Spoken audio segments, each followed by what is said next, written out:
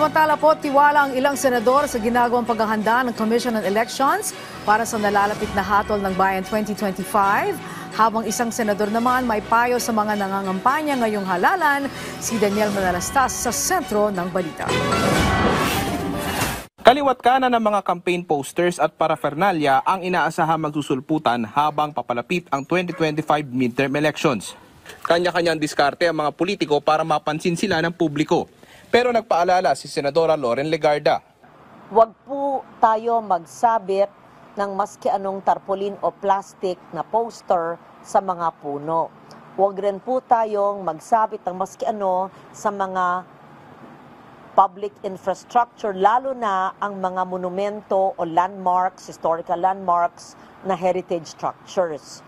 At ang mga mapaggagamitan ng mga campaign posters pagkatapos ng halalan, maaari pa rin daw mapakinabangan. At sana, pagkatapos nito, yan ay mahalaga. Pwedeng i-resikulo into bags, placemats. Kung meron akong bag, gawa sa tarpaulin. At ngayong panahon ng eleksyon, may isang usapin si Legarda na gusto niyang pagtuunan ng pansin sa pagpasok natin sa campaign period.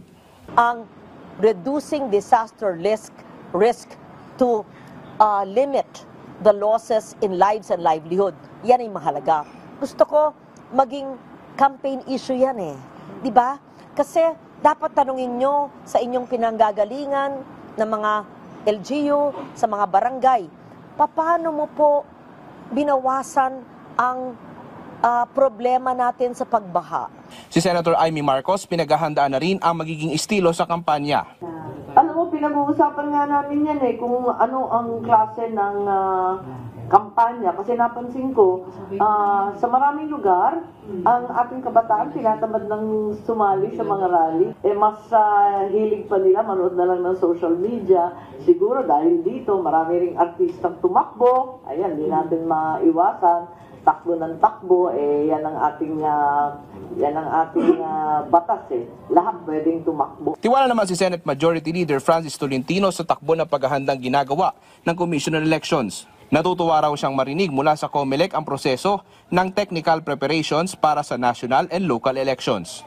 Daniel Manalastas para sa Pambansang TV sa Bagong Pilipinas.